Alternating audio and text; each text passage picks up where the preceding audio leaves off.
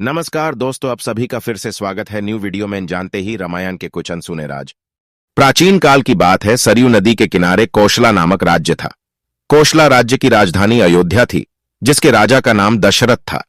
राजा दशरथ के 3 पत्नियां थीं, जिनके नाम थे कौशल्या, कैकई और सुमित्रा। परंतु बहुत समय से उनकी कोई भी संतान नहीं थी, जिसके कारण उन्हें उत्तराधिकारी की कमी हमेशा सताती थी। इसके विषय में उन्होंने ऋषि वशिष्ठ से बात की और पुत्र कामेष्टि यज्ञ करवाया। यज्ञ के कारण उनकी पत्नियों को 4 पुत्र हुए। उनकी पहली पत्नी कौशल्या से राम, कैकई से भरत और सुमित्रा से लक्ष्मण और शत्रुघ्न का जन्म हुआ। सभी राजकुमार शास्त्रों और युद्ध कला में निपुण थे। जब राम 16 वर्ष के हुए, तब ऋषि विश्वामित्र राजा दशरथ के पास गए और यज्ञ में विघ्न डालने वाले राक्षसों का अंत करने में राम और लक्ष्मण की मदद मांगी। राम और लक्ष्मण ने इस कार्य को आदर से मान और कई राक्षसों का अंत किया, जिसके फलस्वरूप उन्हें ऋषि विश्वामित्र ने कई दिव्य अस्त्र प्रदान किए। एक दूसरे प्रदेश मिथिला के राजा जनक भी निसंतान थे। ऋषियों के कहने पर राजा जनक ने अपने राज्य के खेत में हल चलाना शुरू किया। हल चलते समय उन्हें एक धातु से टकराने की आवाज आई। जब राजा जनक ने देखा तो उन्हें सित के कलश में एक कन्या जमीन में गड्ढी हुई मिली। उस कन्या को जैसी ही राजा जनक ने मिट्टी से निकाला, राज्य में बारिश होने लगी और उस कन्या को जनक अपने महल ले गए। सित के कलश में पाने के कारण उस कन्या का नाम सीता रखा गया। धीरे धीरे सीता बड़ी हुई और उनके विवाह का समय आया। श्री राम अयोध्या के राजा दशरथ के ज्येष्ठ पुत्र थे और माता सीता उनकी धर्मपत्नी थी। राम बहुत ही साहसी, बुद्धिमान और आज्ञाकारी और सीता बहुत ही सुंदर, उदार और पुण्यात्मा थी। माता सीता की मुलाकात श्री राम से उनके स्वयंवर में हुई, जो सीता माता के पिता मिथिला के राजा जनक द्वारा संयोजित किया गया था। यह स्वयंवर माता सीता के लिए अच्छे वर की खोज में आयोजित किया गया था। राजा जनक ने सीता का स्वयंवर रखा, जिसमें उन्होंने शिव जी के धनुष को उठाकर उसमें रस्सी चढ़ाने वाले व्यक्ति से सीता का विवाह कराने की शर्त राखी। उस आयोजन में कई राज्यों के राजकुमारों और राजाओं को आमंत्रित किया गया था। शर्त यह थी कि जो कोई भी शिव धनुष को उठाकर धनुष के तार को खींच सकेगा, उसी का विवाह सीता से होगा। सभी राजाओं ने कोशिश किया, परंतु वे धनुष को हिला भी ना सके। जब श्री राम की बारी आई तो श्री राम ने एक ही हाथ से धनुष उठा लिया और जैसे ही उसके तार को खींचने की कोशिश की, वह धनुष 2 टुकड़ों में टूट गया। इस प्रकार श्री राम और सीता का विवाह हुआ।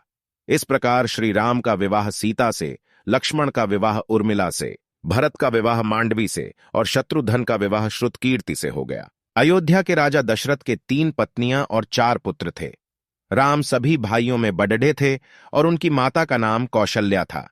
भरत राजा दशरथ के दूसरी ओर प्रिय पत्नी कैकेयी के पुत्र थे। दूसरे 2 भाई थे, लक्ष्मण और शत्रुघ्न, जिनकी माता का नाम था सुमित्रा। जब राम को एक तरफ राज तिलक करने की तैयारी हो रही थी, तभी उसकी सौतेली मां कैकेयी अपने पुत्र भरत को अयोध्या का राजा बनाने का षड्यंत्र रच रही थी। यह षड्यंत्र बूढ़ी मंथरा के द्वारा किया गया था। रानी कैकेयी ने एक बार राजा दशरथ की जीवन की रक्षा की थी। तब राजा दशरथ ने उन्हें कुछ भी मांगने के लिए पूछा था, पर कैकेयी ने कहा, समय आने पर मैं मांग लूंगी।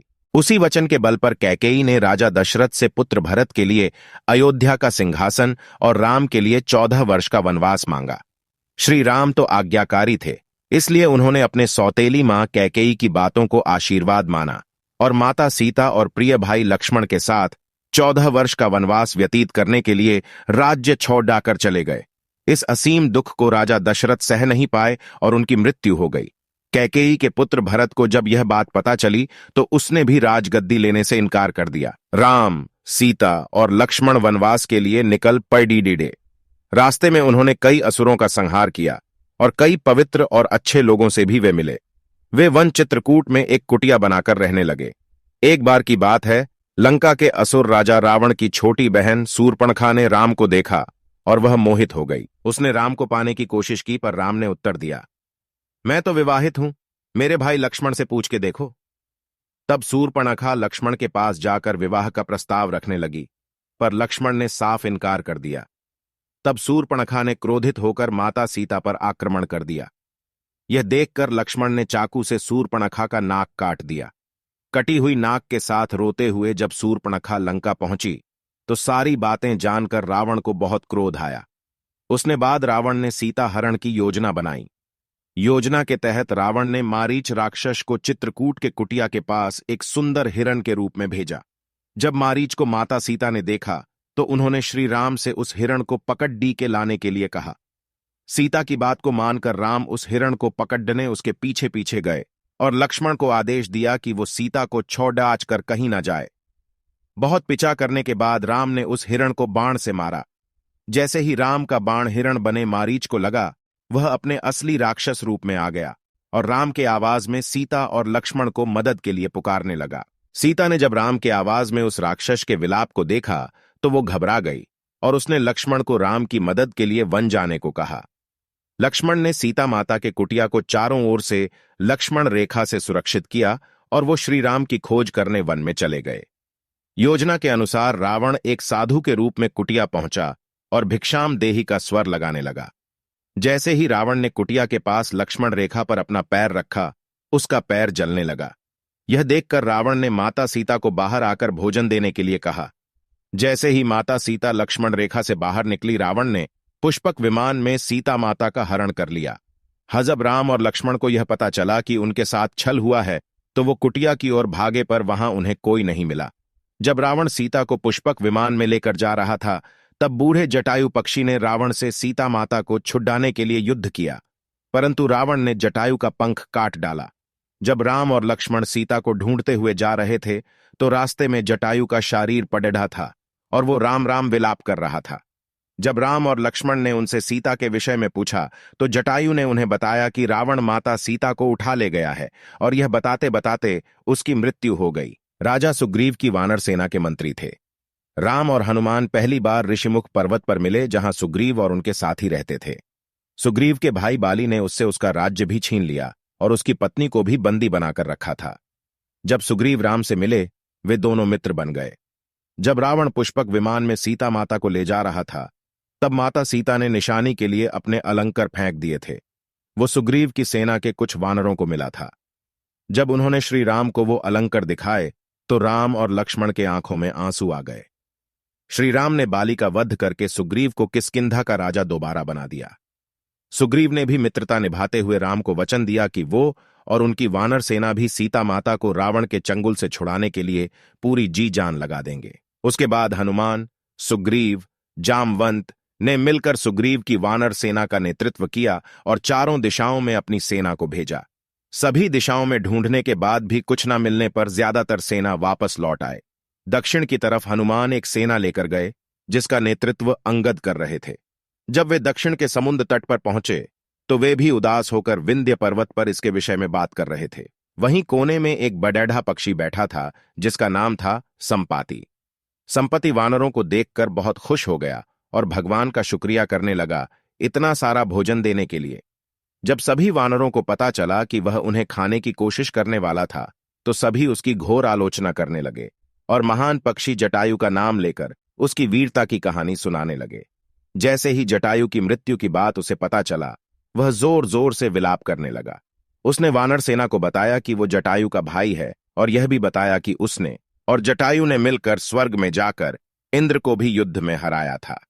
उसने यह भी बताया कि सूर्य की तेज किरणों से जटायु की रक्षा करते समय उसके सभी पंख भी जल गए और वह उस पर्वत पर गिर गया। संपाति ने वानरों से बताया कि वह बहुत ज्यादा जगहों पर जा चुका है और उसने यह भी बताया कि लंका का असुर राजा रावण ने सीता को अपहरण किया है और उसी दक्षिणी समुद्र के दूसरी ओर उसका राज्य है। जामवंत ने हनुमान के सभी शक्तियों को ध्यान दिलाते हुए कहा कि हे हनुमान, आप तो महाज्ञानी, वानरों के स्वामी और पवन पुत्र हैं।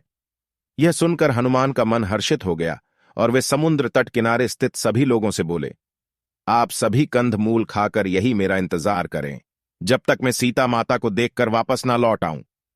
ऐसा कहकर वे समुद्र के ऊपर से उड़ते हुए लंका की ओर चले गए। रास्ते में जाते समय उन्हें सबसे पहले मेनका पर्वत आए।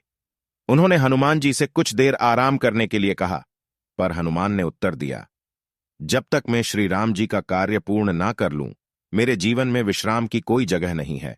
और वे उड़ाते हुए आगे चले गए। देवताओं ने हनुमान की परीक्षा लेने के लिए सांपों की माता सुरसा को भेजा।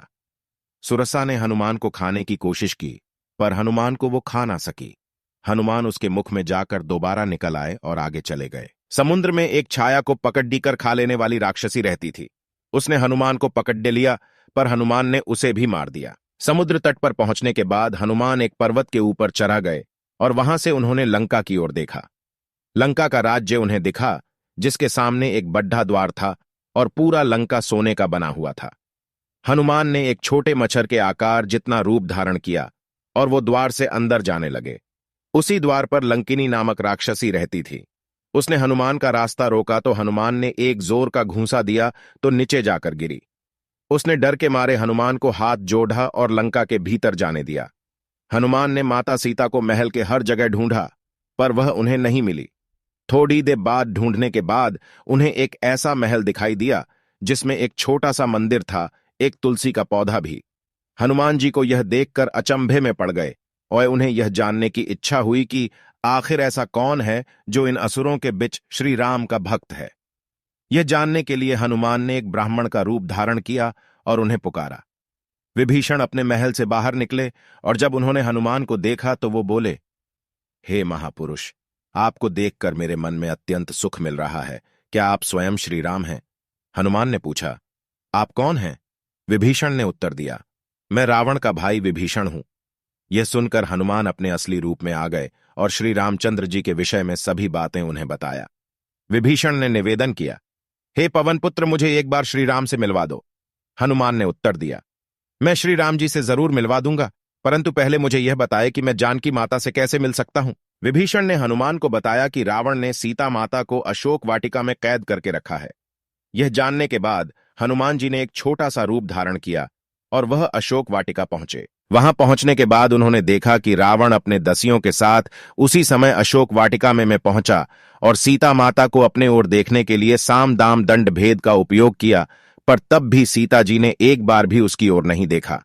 रावण ने सभी राक्षसियों को सीता को डराने के लिए कहा, पर त्रिजटा नामक एक राक्षसी ने माता सीता की बहुत मदद और देखभाल की और अन्य राक्षसियों को भी डराया, जिससे अन्य सभी राक्षसी भी सीता की देखभाल करने लगे। कुछ देर बाद हनुमान ने सीता जी के सामने श्री राम की अंगूठी डाल दी। श्री राम नाम से अंकित अंगूठी देखकर सीता माता के आंखों से खुशी के अंशु निकल पड़े, परंतु सीता माता को संदेह हुआ कि कहीं यह रावण की कोई चाल तो नहीं। तब सीता माता ने पुकारा कि कौन है जो यह अंगूठी लेकर आया है। उसके बाद हनुमान जी प्रकट हुए, पर हनुमान जी को देखकर भी सीता माता को विश्वास नहीं हुआ। सके बाद हनुमान जी ने मधुर वचनों के साथ रामचंद्र के गुणों का वर्णन किया और बताया कि वो श्री राम जी के दूत हैं। सीता ने व्याकुलता से श्री राम जी का हाल चाल पूछा। हनुमान जी ने उत्तर दिया, हे माते, श्री राम जी ठीक हैं और वे आपको बहुत याद करते हैं। वे बहुत जल्द ही आपको लेने आएंगे और मैं शीघ्र ही आपका संदेश श्री राम जी के पास पहुंचा दूंगा। हनुमान जी को बहुत भूख लग रहा था तो हनुमान अशोक वाटिका में लगे पेड़ों के फलों को खाने लगे। फलों को खाने के साथ साथ हनुमान उन पेड़ों को तोड़ने लगे। तभी रावण के सैनिकों ने हनुमान पर प्रहार किया, पर हनुमान ने सबको मार डाला। जब रावण को इस बात का पता चला कि कोई बंदर अशोक वाटिका में उत्पात मचा रहा है, तो उसने अपने पुत्र अक्षय कुमार को भेजा हनुमान का वध करने के लिए, पर हनुमान जी ने उसे क्षण भर में ऊपर पहुंचा दिया।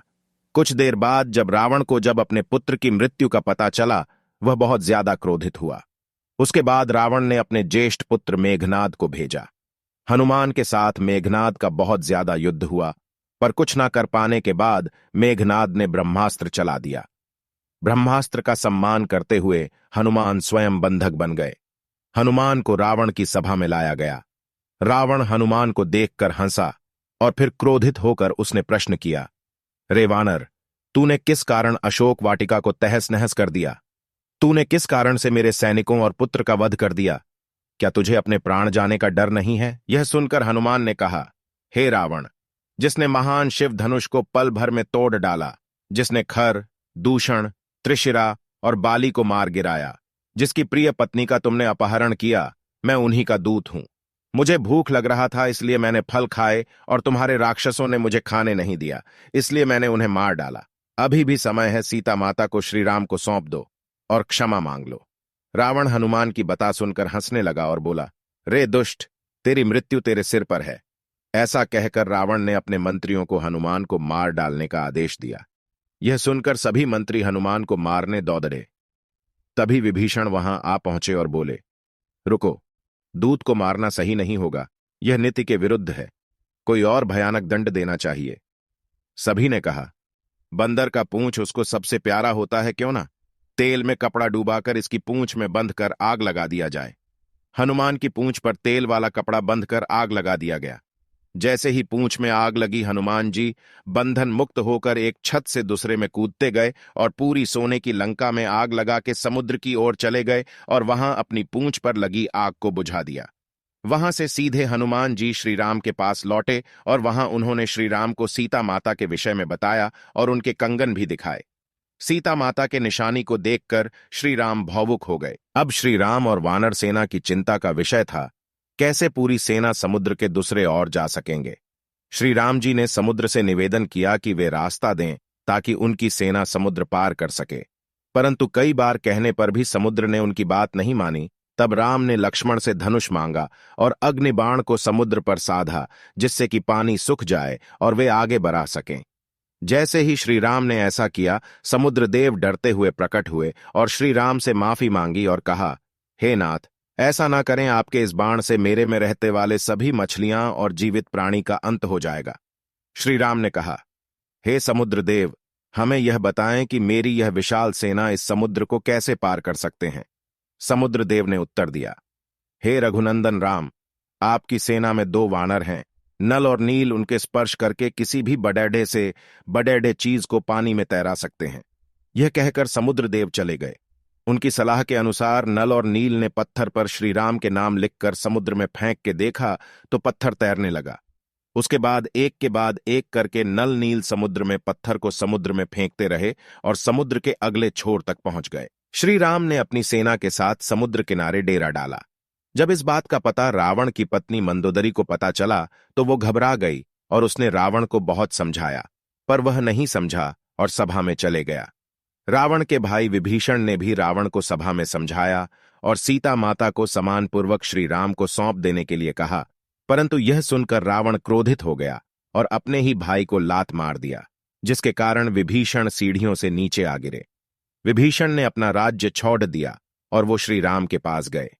राम ने भी खुशी के साथ उन्हें स्वीकार किया और अपने डेरे में रहने की जगह दी।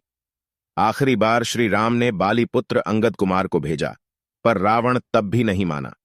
श्री राम और रावण की सेना के बीच भीषण युद्ध हुआ। इस युद्ध में लक्ष्मण पर मेघनाद ने शक्ति बाण से प्रहार किया था, जिसके कारण हनुमान जी संजीवनी बूटी लेने के लिए हिमालय पर्वत गए, परंतु वे उस पौधे को पहचान ना सके, इसलिए वे पूरा हिमालय पर्वत ही उठा लाए थे। यहां तक कि रावण के भाई कुंभकर्ण जैसे महारथी असुर को भी भगवान राम ने अपने बाण से मार डाला। इस युद्ध में रावण की सेना के श्री राम की सेना प्रसत कर देती है और अंत में श्री राम रावण के नाभि में बाण मारकर उसे मार देते हैं और सीता माता को छुड्डा लाते हैं। श्री राम विभीषण को लंका का राजा बनाते देते हैं, परंतु राम माता सीता से मिलने से पूर्व उनकी अग्नि परीक्षा लेते हैं।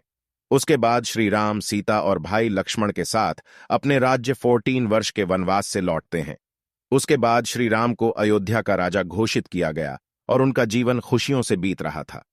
कुछ समय बाद माता सीता गर्भवती हो जाती है, परंतु जब राम लोगों के मुख से अग्नि परीक्षा के विषय में सुनते हैं, वह माता सीता को अयोध्या छोड़कर चले जाने को कहते हैं।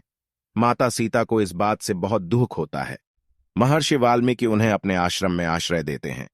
वही माता सीता 2 पुत्रों को जन्म देती हैं, जिनका नाम लव और कुश दिया गया। लव और कुश ने महर्षि वाल्मीकि से पूर्ण रामायण का ज्ञान लिया। वे दोनों बालक पराक्रमी और ज्ञानी थे। श्री राम ने चक्रवर्ती सम्राट बनने और अपने पापों से मुक्त होने के लिए अश्वमेध यज्ञ किया। यह यज्ञ करने का सुझाव उनके छोटे भाई लक्ष्मण ने दिया था। इस यज्ञ में एक घोड़े को स्वच्छंद रूप से छोड़ा जाता था।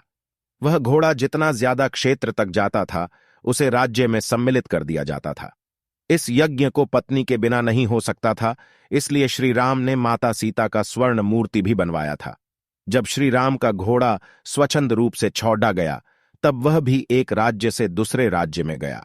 जब वह घोड़ा महर्षि वाल्मीकि के आश्रम के पास पहुंचा, तो लव कुश ने उसकी सुंदरता देखकर उसे पकड़ डेच लिया। जब राम को पता चला तो उन्होंने अपनी सेना को भेजा, परंतु लव कुश से युद्ध में सब हार गए। जब राम वहां पहुंचे तो उन्होंने उन बालकों से पूछा कि वह किसके पुत्र हैं। तब लवकुश ने माता सीता का नाम लिया। जब राम ने यह सुना तो उन्होंने बताया कि वह उनके पिता हैं। यह सुनकर लवकुश भी बहुत खुश हुए और राम से गले मिल गए। उसके बाद वे माता सीता से आश्रम जाकर मिले। उसके बाद श्री राम, माता सिट और लवकुश को लेकर अयोध्या लौट आए। आशा करते हैं आपको रामायण की यह कथा संक्षिप्त रूप में आपको अच्छा लगा होगा। तो आज की वीडियो में बस इतना ही दोस्तों। कमेंट सेक्शन में बताएं वीडियो कैसी लगी, और वीडियो अच्छी लगी तो चैनल को लाइक, शेयर एंड सब्सक्राइब करें।